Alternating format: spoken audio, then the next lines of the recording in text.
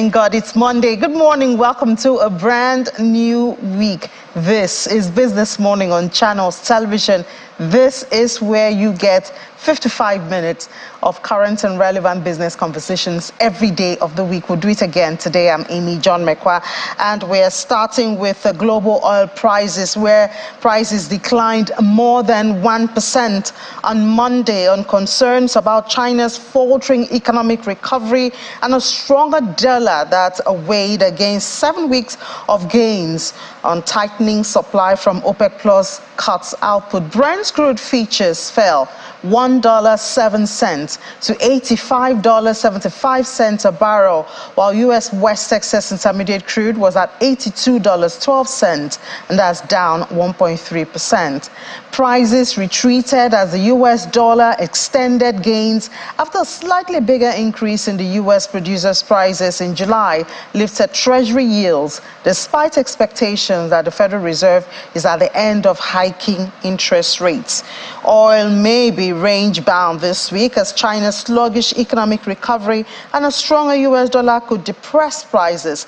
But OPEC Plus has indicated it will do whatever it takes to tighten supply and stabilize markets. Supply cuts by Saudi Arabia and Russia, part of the alliance between the Organization of Petroleum Exporting Countries and their allies, that's OPEC Plus, expected to erode oil inventories over the rest of this year, potentially driving prices even higher, the International Energy Agency said in its monthly report.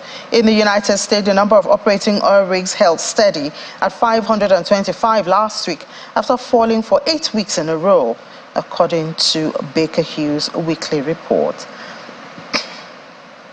Still talking oil now, but edible oil, Malaysian palm oil futures fell on Monday for a third straight session, tracking a decline in Dalian palm, although the outlook for rising exports puts a floor below prices. The benchmark palm oil contracts for October delivery on the Bursa Malaysia Derivatives Exchange slid 10 ringgit to 3,707 ringgit. That's about $804 per metric ton during early trade. Exports of Malaysian palm oil products could rise between 5.9% and 17.5% from August the 1st to August the 10th, according to data from Cargo Surveyor. Exports of Malaysian palm oil products could rise, and China on Friday left its 2023-2024 August corn and soybean output estimates unchanged, despite flooding in the crop's key growing areas. Dalian's most active soy contract also rose. And talking about that, we go more details into the grains market. Chicago wheat futures bounced back on Monday, gaining almost 1%, while corn rose as the Russian warships firing of morning shot at a cargo ship in the Black Sea region raised concerns over world supplies. Soybeans also rose, recouping some of the last session's losses. The most active wheat contracts on the Chicago Board of Trade added 0.9% to $6.32 for a quarter of a bushel, and corn gained 0.3% at $4.88 for half a bushel. Soybeans rose 0.3% to $13.12 for a quarter of a bushel. As we've told you before, Russian warship yesterday fired warning shots at a cargo ship in the southwestern Black Sea as it made its way northward.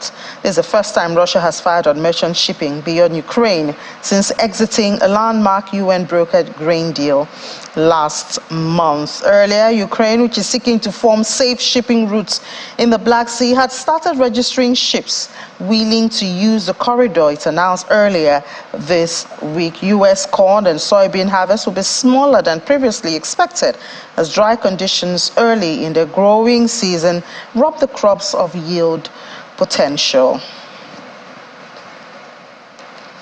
Let's come to Nigeria now. The acting governor of the Central Bank of Nigeria, Mr. Folashodun Shonubi, has revealed that the official foreign exchange market, otherwise known as Investors and Exporters Window, that's the I&E window, will be renamed the Nigerian Foreign Exchange Market, NFEM. Mr. Shunibi said this while delivering a distinguished personality lecture titled Diaspora Remittances and Nigeria Economic Development for members of the Executive Intelligence Management Course, EIMC 16, at the National Institute for Security Studies in the Federal Capital Territory, Abuja. Now, this is coming barely 2 months after the Apex Bank confirmed the abolishment of segmentation in the foreign exchange market and then collapsed all segments and rates into the ironing window, which it now regards as the sole official forex market. The ironing window, which was established by the CBN in 2017, is the market's trading segment for investors, exporters, and end users that allows for forex trades to be made at exchange rates determined based on prevailing market circumstance, thus ensuring efficient and effective price discovery in the Nigerian foreign exchange market. Well, over the coming days, we will talk about the implication of this change of name, if you have any, most importantly, will it have any impact on pricing and supply, which are the most important things or factors in this regard. Now, the Lagos Chamber of Commerce and Industry has inaugurated the ECOWAS After Regional Integration Trade and Investment Committee and named its initial members. At the inauguration ceremony, the LCCI President, Dr. Michael Lawale Cole, underlined the priorities of peace, political stability, and good governance as some of the foremost promoters of regional integration, trade, and investment. This action by the Chamber is to demonstrate its commitment to promoting regional integration, trade, and investment as one of its strategic responses to the peculiar challenges in the sub-region as well as on the continent. The committee is to help the Chamber receive up-to-date information and analyze regional investment and trade-related issues from a broad array of stakeholders. The committee members include stakeholders from a wide range of backgrounds, including trade specialists, financial services, manufacturing, solid minerals, and professional services.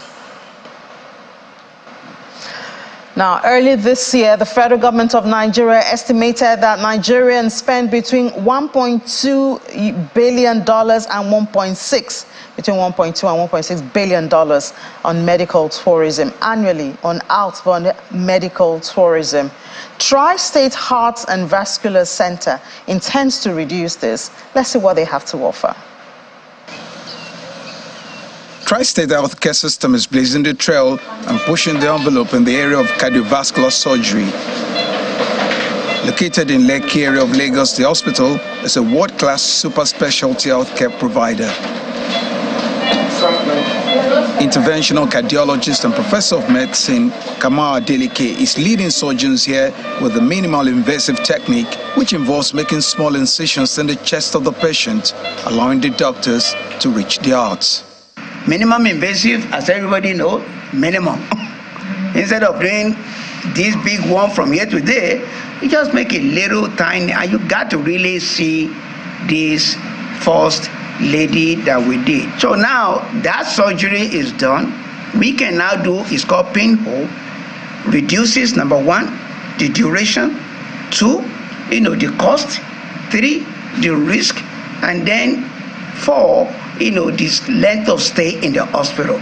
Larger that we did, 81 years old, we only gave 2 units of blood.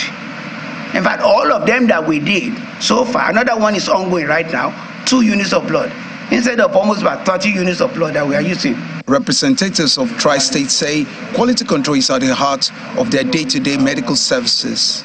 By making sure that you have the right checklists, the right business processes, the policies and procedures, standard operating procedures, making sure that even as a cleaner or your security guard, from the time of entrance, your quality is maintained from the first impact that you have with Tri-State Healthcare. The hospital is expanding its scope of operation, and in partnership with Sterling Bank, a medical school is in the offing. This, according to them, is to curb the problems of brain drain and capital flight in the medical field.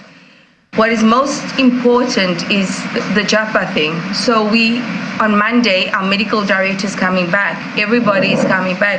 Profits come back in 2014. And yes, sir, we also expect you to be back. And from when will you be starting with us? So yes, people are jumping right back. And making Nigeria #1 in healthcare in West Africa and in Africa.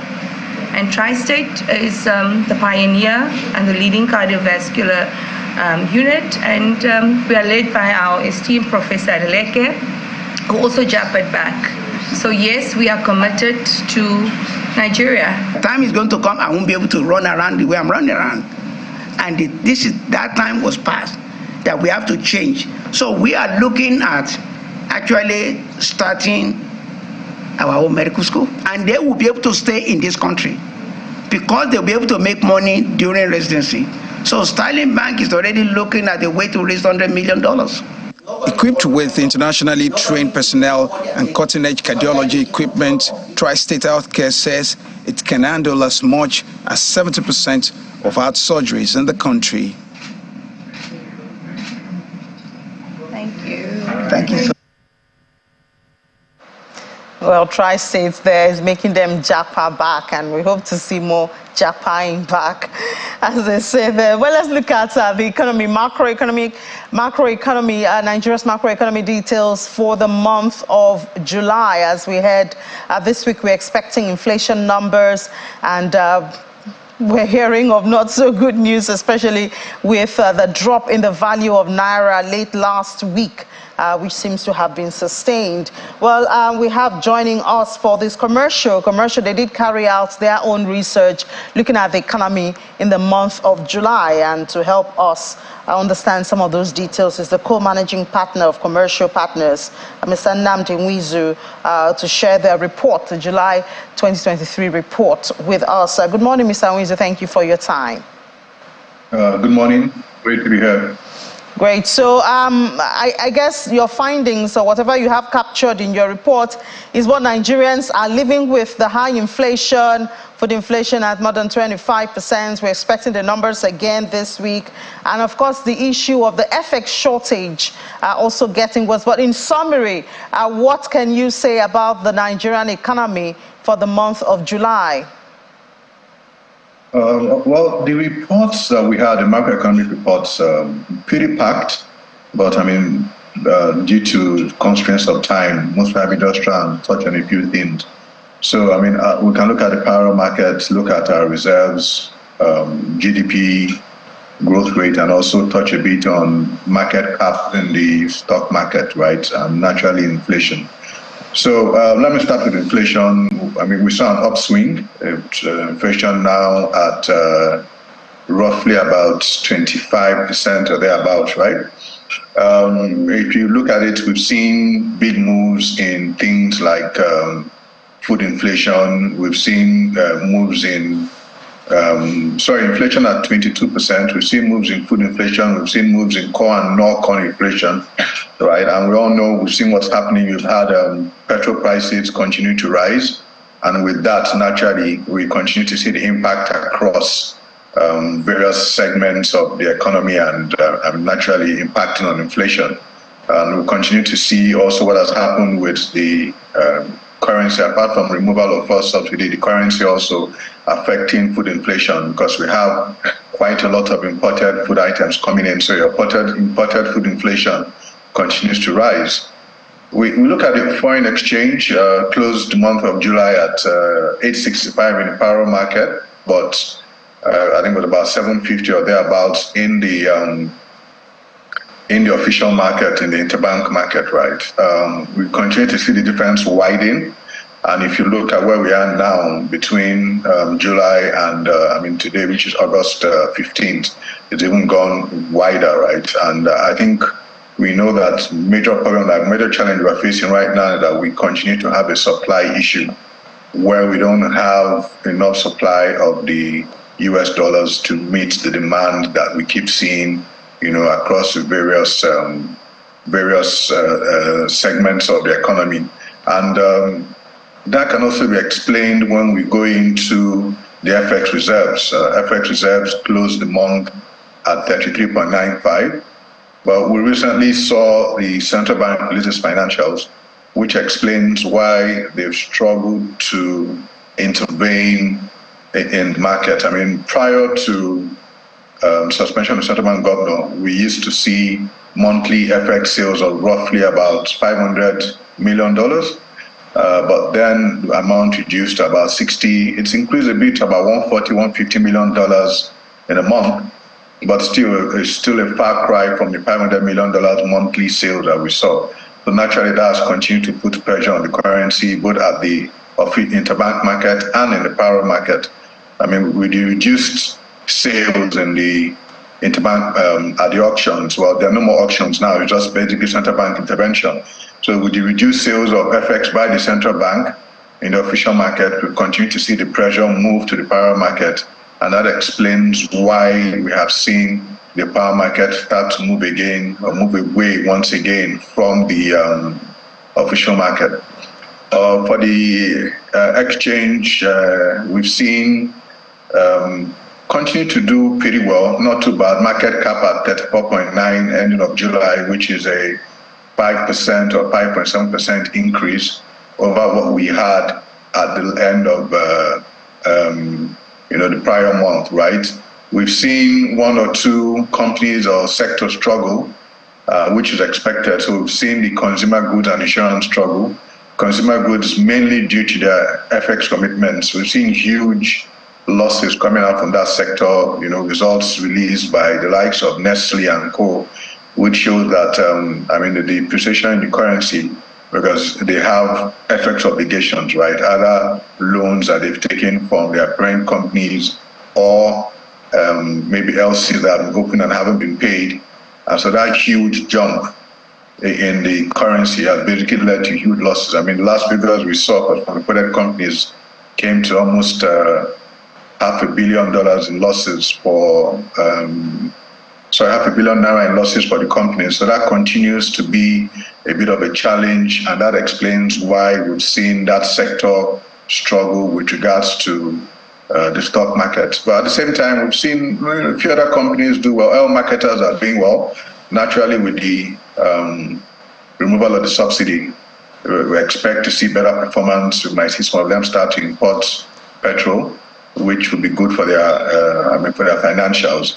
And naturally, a lot of them had quite a bit of stock prior to the removal of the subsidy. So by selling that at much higher prices, naturally would impact on their financials. So that has been pretty good. I've also seen the banks do well, especially those who have large FX balances or balance in their books, right? Because once again, the depreciation of the currency would lead to better results, better performances for them. And we're still waiting for some of them to release their half-year results, the like of Access and GT Bank and Zenith. But everybody expects that it's going to mirror what we've seen with some of the others who have released and have smaller balance sheets and smaller dollar reserves. All right, Mr. Nwizu, let me also bring another good news that I think we saw in the first quarter, which is the GDP. We saw that the GDP was up 2.31% in real terms. Can we relax? Because a lot of people say, this just passed over us. We hardly felt the impact. We didn't see it. Well, so not necessarily good news per se. It's a 34% reduction compared to where we were at the end of 2022, right? So quarter on quarter, a 34% drop. However, we know that a lot of it would have been attributed to the Naira scarcity, redesign of the Naira. We all know the impact that we had. Trade really ground to a halt, and that seriously affected commerce within the country, right? However, with the new rules around, or rather with the suspension of that policy, and then also looking at the new or the major changes made by the new administration, we expect to see the GDP start to rise. We expect to see a much better performance and higher growth. We should be looking at GDP nothing less than about 8-9% for a growing economy like ours. Well, you see us hitting the 3% that has been the project or the forecast. I think 3.2% for the year. Or let's talk about the second quarter. Second quarter has ended. That's April, May, June. We expect the numbers to be out. Well, which of these indices do you think will change, maybe will be better at the end when we look at the numbers from the second quarter? Well, I expect the GDP growth to be better. Like I said, with the suspension of the Naira redesign, well, not the suspension, but with the release of Naira back into economy, I expect to see that improve. We expect to see oil production continue to rise. Yeah, but it fell, it fell the last month. It's down. It's like, I think, yeah, the last one, it was down.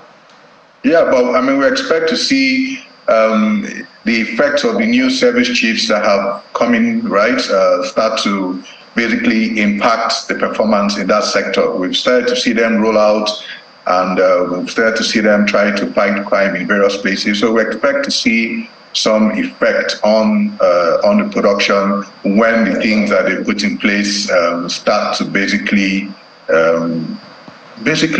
show or start to take effect, right? We also expect that we'll start to see an improvement, most probably in capital importation with the depreciation of the currency. It makes it more attractive for people to come into the country. So with that, we see that improving. We don't expect the parallel market to improve month on month. I mean, I think those are the major things where we think we might see an improvement right now. Stock market has rallied hard. I'm not sure how much further it can continue to go in terms of an uptick. So I'm not sure we see that rally, that hard rally continue, because we've seen quite a move if you're looking at where we were at the start of the year versus now. So we see this acting CBN governor now announcing that there will be a change of name, the I&E window. But I don't know how much that will go to deal with the problem we have there, because it seems the major problem we have in the FX area is supply. Yeah. So I agree. I mean, I saw that news headline.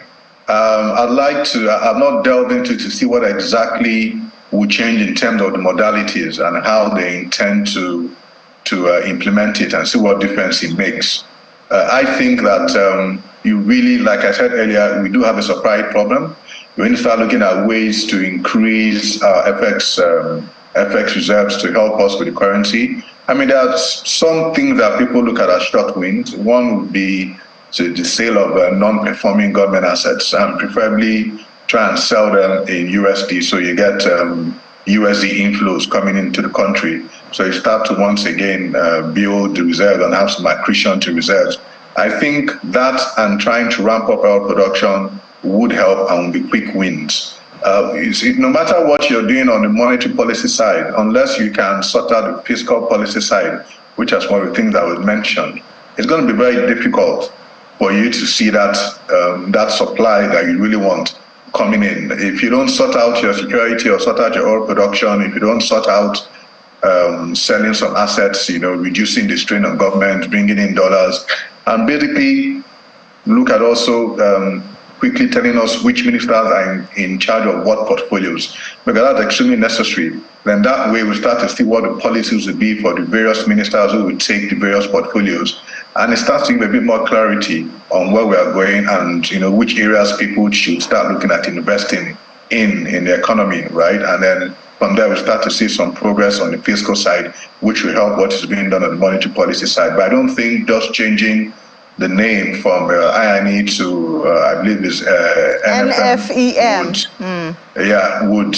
I mean, I don't think that's what's going to change or suddenly increase the supply if you don't take it as have a holistic approach to it. All right, thank you so much for your thoughts. We don't remember also that I think last week CBN did say that the remittances from diaspora is going to the informal sector, but I guess these are all the things that we need them to sort out so that we have a good supply. But thank you so much for your time this morning. Co-managing partner with Commercial Partners, Mr. Nnamdi Wizo, and do have a great day ahead. Thank you.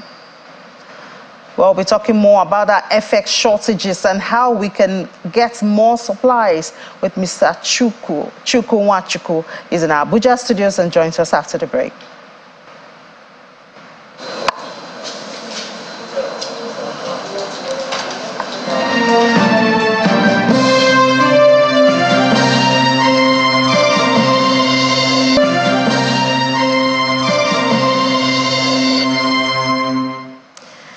looking for solutions to the FX shortages in Nigeria. This time we want to see if we can get more supplies from the agro-allied sector or industry.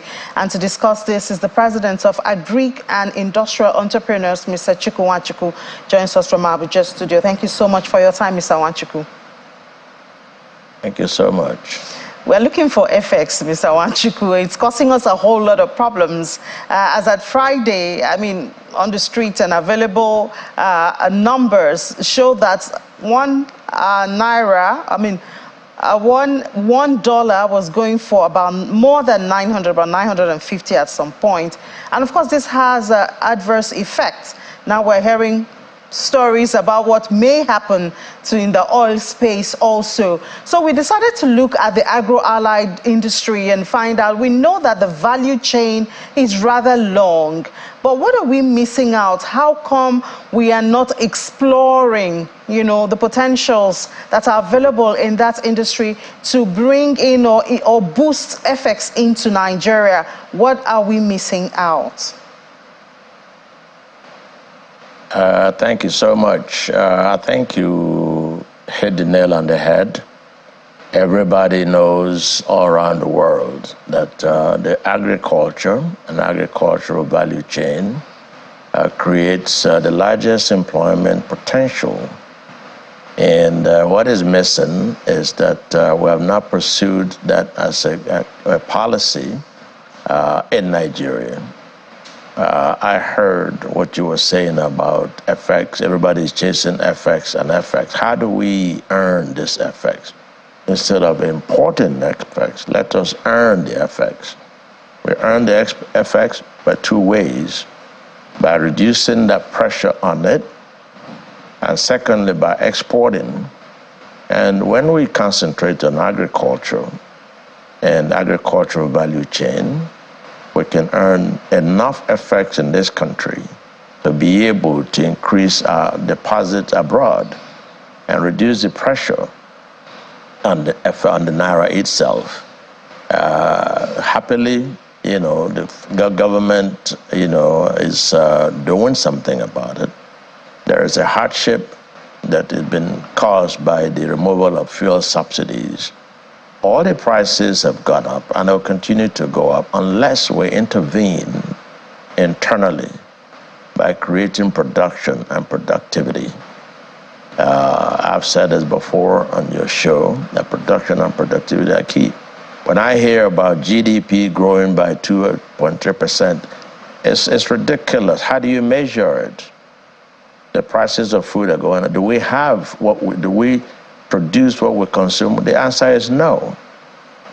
But I have had meetings to try to bring the organized private sector, the OPS, and the public sector, particularly the two areas that are very critical to the economy.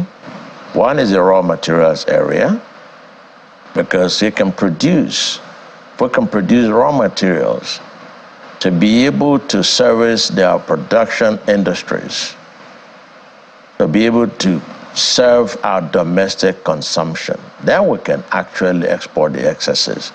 The industrial machinery will grow. You take tomato paste, for instance. If we were to grow enough tomatoes, then we'll be able to establish tomato paste industries in this country. We're able to grow wheat. We're able to begin to lessen the cost of production for bread industries. So two agencies of government have come on board and expressed desire to partner with the federal government. One is the Raw Materials Research and Development Council, where they've developed a product called RMBCI, Raw Material Based Clusters Initiative. And the other one is SMEDAN, Small Medium Enterprise Development Agency.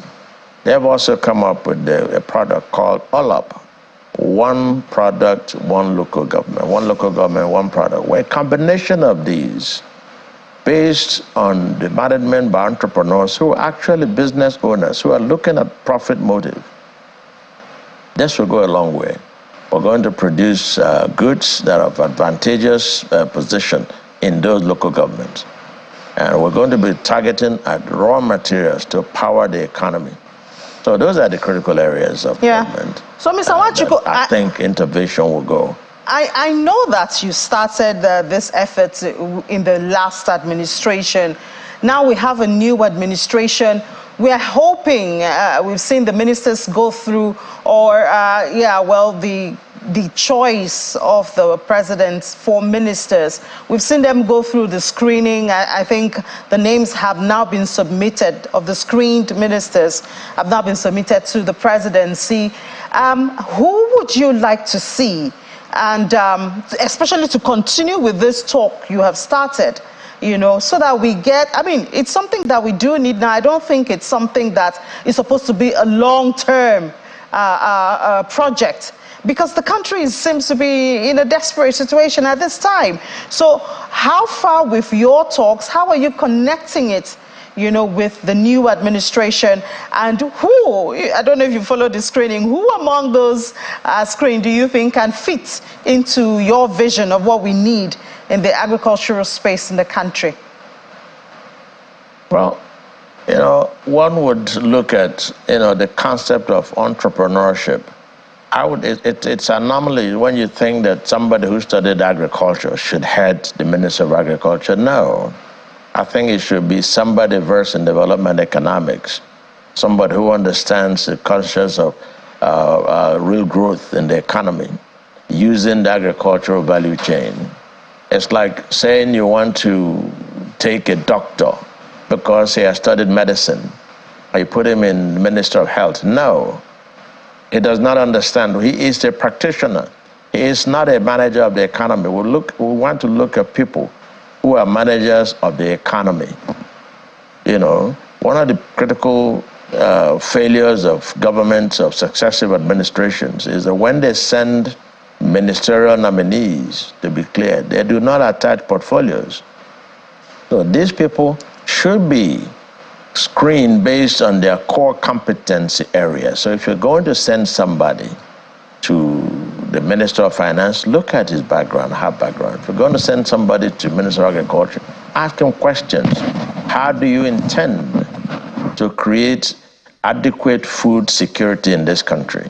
How do you intend to use the agricultural value chain to grow the economy? How do you intend to earn foreign exchange from that area? How do you intend to use it to power the industries that are comatose at this point? So those are the areas that I think you know, we should be looking at. But we're not waiting for them. Sometimes, you know, government makes policy statements without consulting the experts. I think you just saw, maybe the speechwriters conceptualize what they think in their head without actually going underground to see how do you put Philip to the president's announcement and pronouncement. So we're developing this thing critically in association with the two agencies of the federal government, and we're hoping that the NLC have spoken with the Nigeria Labour Congress president, and hopefully he'll be on board. We're also looking at the NOLGE, the Nigerian Union of Local Government Employees, who are the people at the grassroots who would encourage this one local government, one product concept in combination with the raw materials availability to power the industry. It's been a slow process because government sometimes does not fully understand. Some of them come into office and all they look at is what is the budget. They just, budget is, you know, budgetary systems in this country do not look at how to grow the economy. And if you don't grow that economy, how do you measure productivity? How do you measure GDP? You take a look at the market. Everybody is suffering. Mr. Nwachukwu, but the next few months, Mr. Nwachukwu, in the next 1 year or so down the line, food prices will come to go down because we're not producing. All right, just before we let you go now, in summary, how soon can we expect, or what's your timeline for these projects that you've been working on for a while? We had you on the program, you know, talk about it. What are your timeline? How soon can we expect to get fruit from it? Well, good news is that last week the Raw Materials Development Council, both the Director General and the technical team, and the SMID, Small and Medium Development Enterprise Development Agency, The two technical committees met, and the next week or so, we're going to review what their report is, and then bring in the NOLGE and the states into it, and then we're going to have a program, a seminar to be able to bring all the forces, both the producers, the consumers, the off-takers, and the technical team together, and then we're going to be able to present it to the country. It's a workable solution. It's coming, and it will reduce the impact of importation. Everybody is talking about the dollar. To what extent? You're importing diaspora funds. So you just want to talk about bringing funds into Nigeria so you can re-export. And I say the government should stop that policy of always importing what we can produce. If we target some crops, as we're going to target, you take rice, you take cassava, you take maize, you take wheat. Look at the impact it will impact on the economy of the nation the next 1 year. And when you do that, it will create so much employment, and the effect of employment is it creates wages, and wages trigger demand. And when the wages trigger demand, the demand must trigger consequential supply. And that is the economic macro mix that will grow the economy. All right. So we're actually going to invite you to come up and. Yeah, well, I'm looking forward to it, Mr. Nwachukwu. I am really looking forward to, let's get some news that will give Nigerians hope. We have the potential. Let's explore this potential, whether it's from the public or the private sector. The most important thing, let's have progress in our industries. Well, thank you so much, Mr. Nwachukwu, and we certainly wish you the very best. And we hope to get that news that the One Crop, One Community project has taken off very soon. President of Agric and Industrial Entrepreneurs, thank you for your time this morning.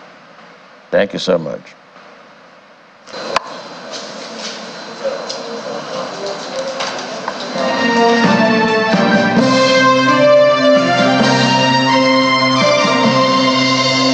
Well, we're still talking about FX now as Will Ibong walks in to tell us. I don't know if she has very good news about the FX. I know last week did not end well for the Naira. It didn't end well for the Naira. Dollar depreciated further. We saw the reserves depleting further. Yeah, and it's then not good news anywhere. And bad news, or makes it worse, that we saw dollar gaining this morning.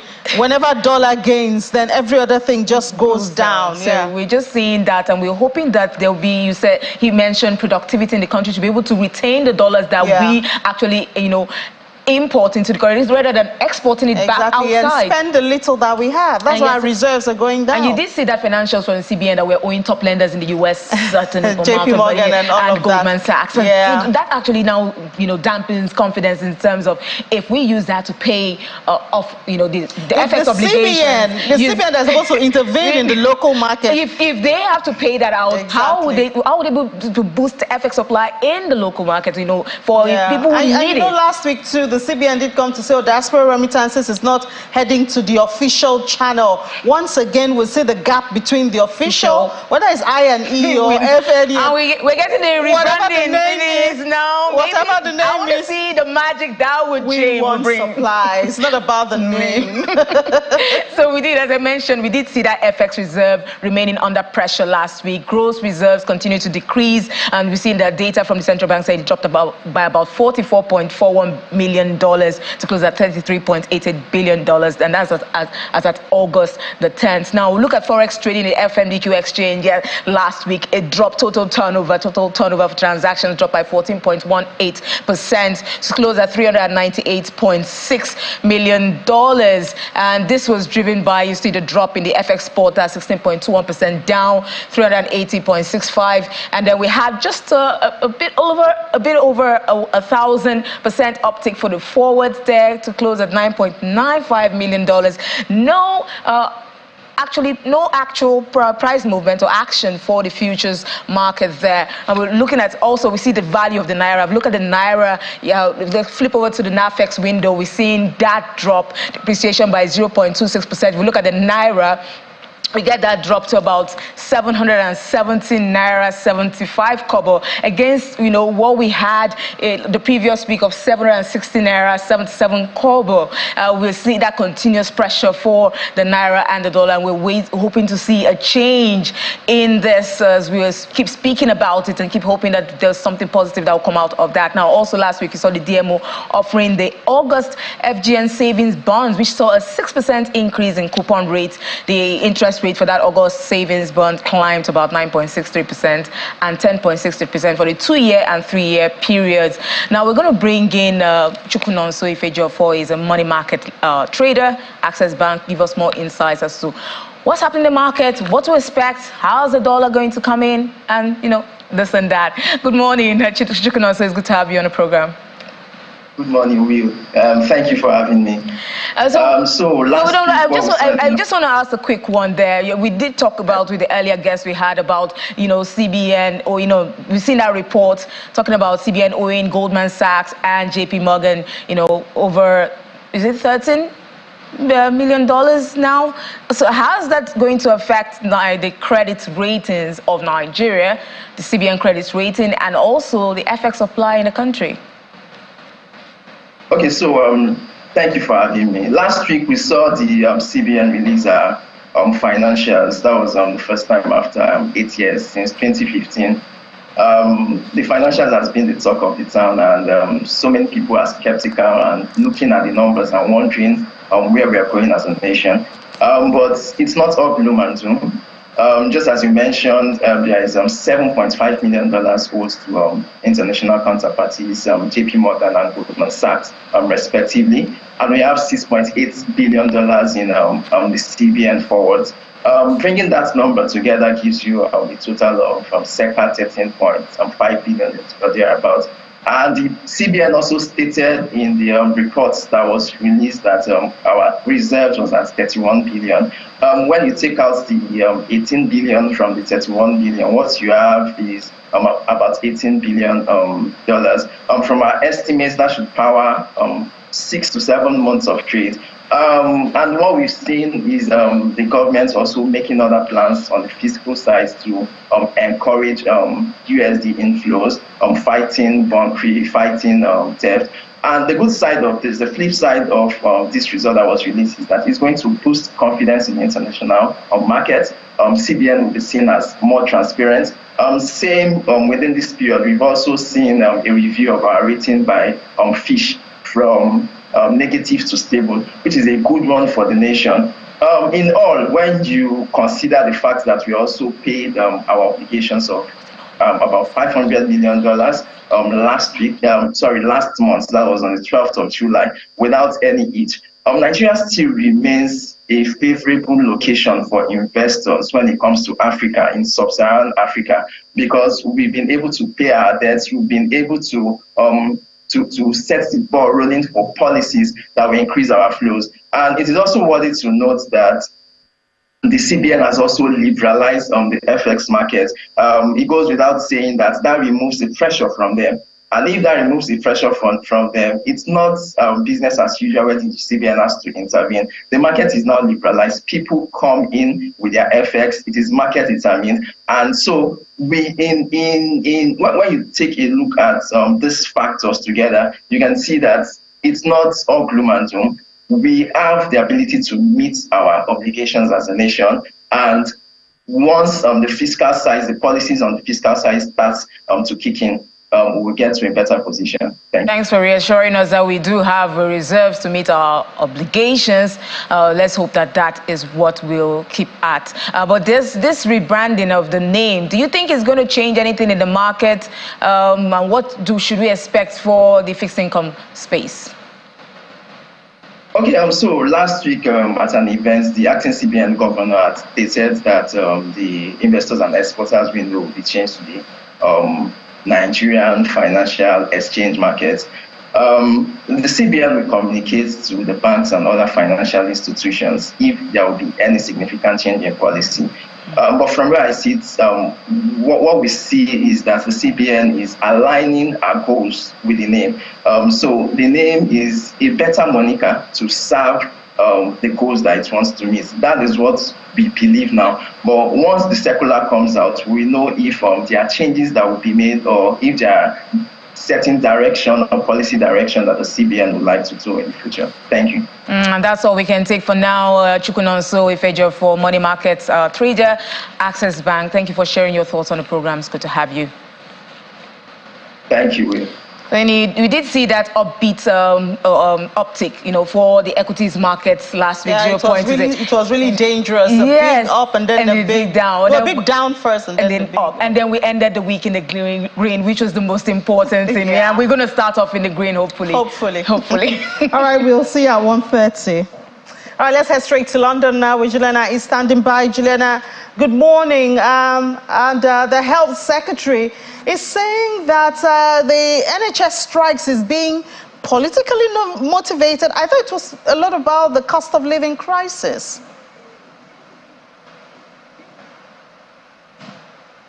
Good morning, Innie. Yes, that's right. Steve Barclay, the health minister, has been doing a media tour of studios this morning because it's NHS week, and as anybody who has been keeping up to date with British news knows, the NHS is way up the news agenda because it's going through so much crises after crises. At the moment, industrial action is really at the heart of the contention. On Friday, junior doctors began a 72-hour walkout. I believe that is finishing on Tuesday. And just on the eve of their walkout, there was some data released showing that over 776,000 appointments have been disrupted due to the industrial action. And that is a huge problem for Prime Minister Rishi Sunak, as well as Steve Barclay, the Health Secretary's ministry. Now, he insisted during one interview this morning that the government have done all they can to negotiate with union bosses, including the British Medical Association.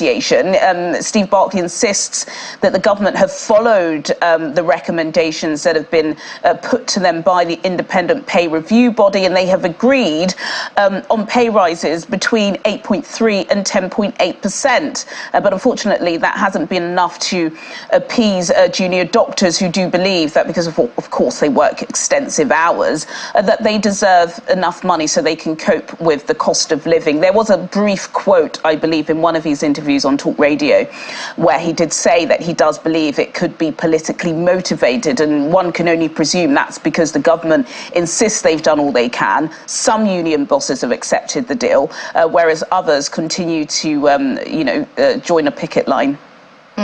So what else? I know he's doing his rounds. Perhaps we've got more stories from him, but what else do we have? Are we expecting for the week?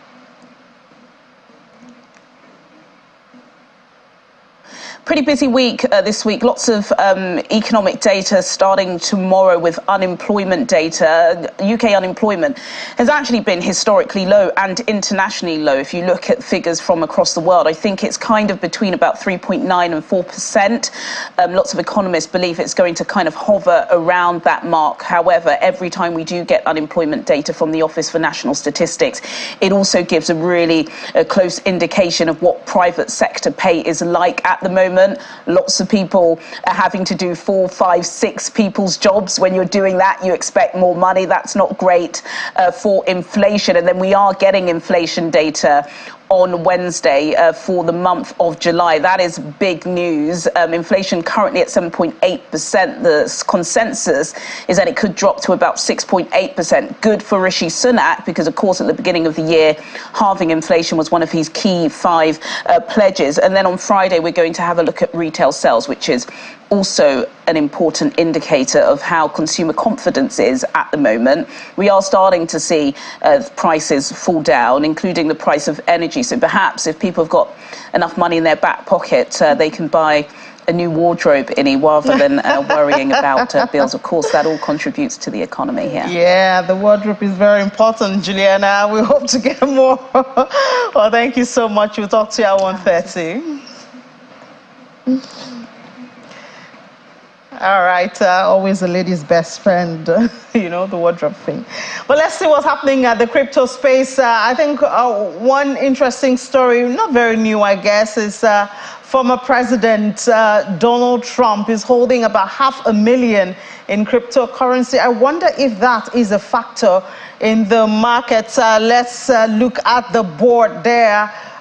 If we will get the numbers, well, Bitcoin, for instance, we'll see that has recovered, even though it's marginal, 0.02% at 29,410.55.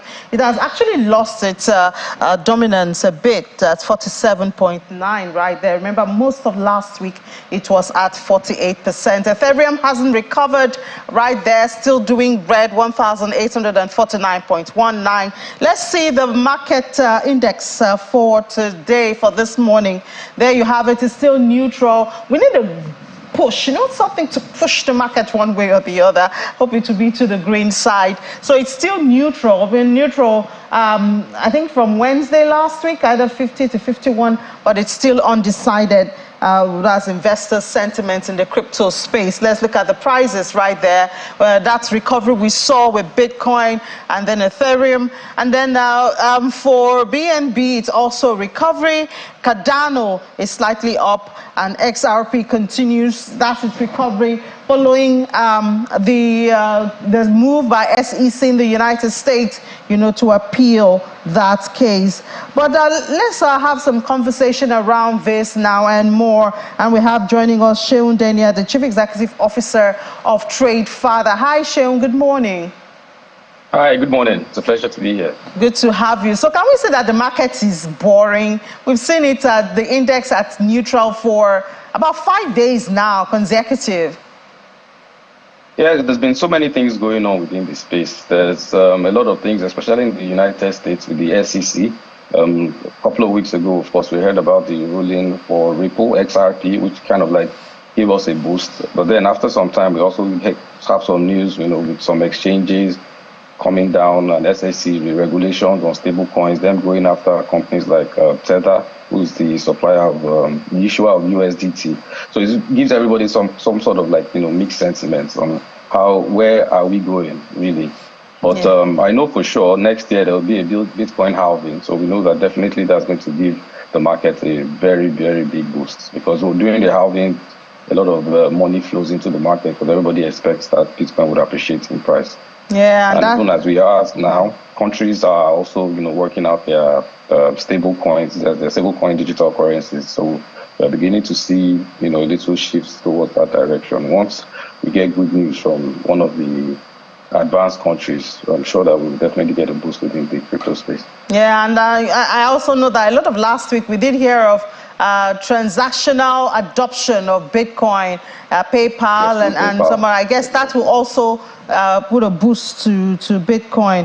But yes, it increases the confidence and adoption. Yeah, exactly. So maybe that's why Economic Times, they had a feature this morning of how crypto is the modern path to financial independence. But I mean, being independent, being your own bank, also come with its own risks and dangers. You know, you have to manage, check fraud, ensure your money is safe. It's a whole lot of responsibility. Yes, evidently. So it's a double-edged sword.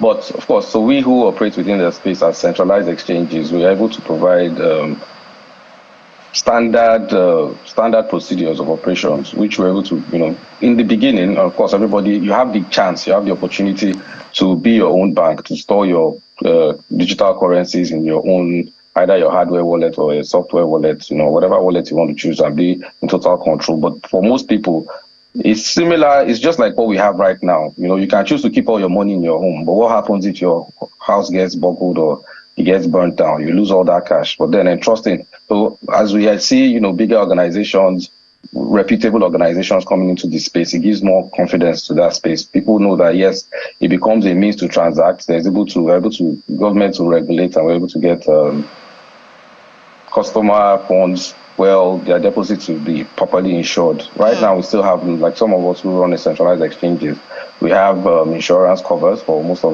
all the funds that are deposited, all the customer deposits in our exchanges. So it now gives people options. You can choose to save yourself, be control of your money, or also, keep with reputable wallet services and exchange providers. All right, so very briefly now, does former President Donald Trump holding $500 million, does it make any difference? For President Donald Trump, he's a businessman, and every businessman recognizes innovation, and they try to take advantage of it. So it's not news. It's not news. He launched a set of NFTs last year. Those are the non-fungible tokens. They created some Donald Trump cards, and he made that money from that transaction.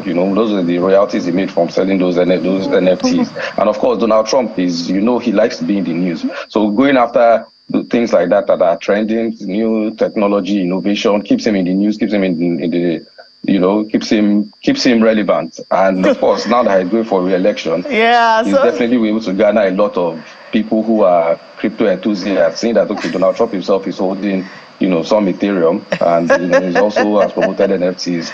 You definitely will get a lot of support, from people who see the value in cryptocurrencies and are willing for it to get adopted. So they're using us to play politics. We'll not fall for it again.